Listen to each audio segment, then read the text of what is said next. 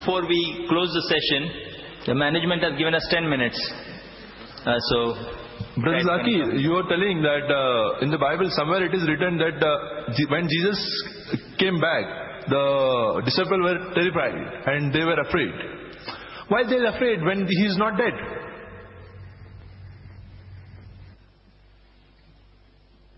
There was a question that when Jesus Christ peace goes to the upper room, that the disciples had gathered there, why were they afraid when he was not dead? That is the question which I had asked during the talk. Why were they afraid? And the answer is given, because they thought he was the Spirit. They thought he was the Spirit. But he is not dead, you said. That's what I'm telling you. So they did not know that. But he is dead.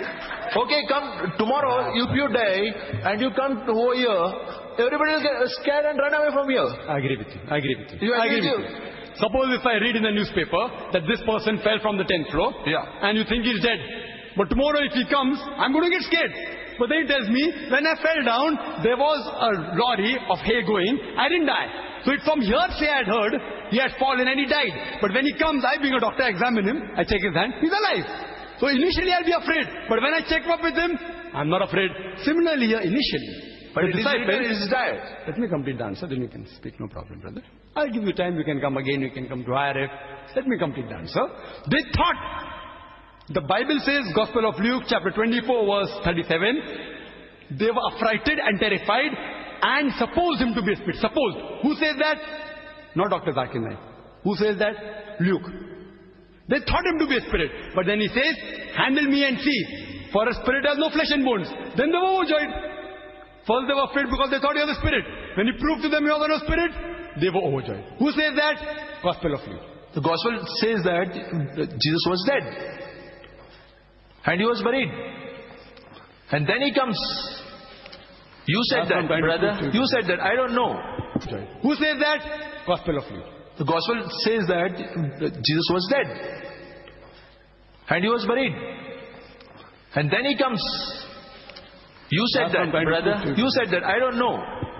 Who says that? Gospel of Luke. The Gospel says that Jesus was dead.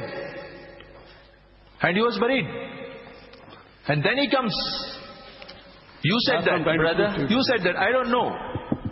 Brother, you have asked your question. He has given his answer. Excuse me. Brother, you have asked your question. The speaker has given his response.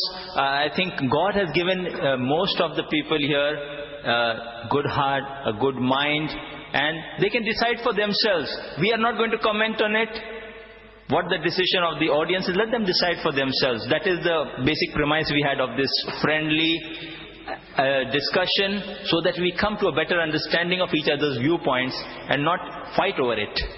Just understand each other's viewpoint in its proper perspective. We have two experts who know their job. Let them give the answers.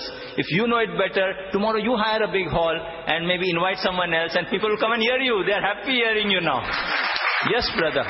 You can carry on with the answer. So all the statements were from hearsay. They thought him to be a spirit because they had heard that he had died. Heard from hearsay. They weren't eyewitnesses. Who says that? Gospel of Mark, chapter 14, verse 50. All of them fled. At the most critical juncture of the life of JFK, peace be upon him, they all forsook and left him. Who says that? The Gospel says that. They fled. It was from hearsay. And he proved to them by showing his hand that he was not a spirit.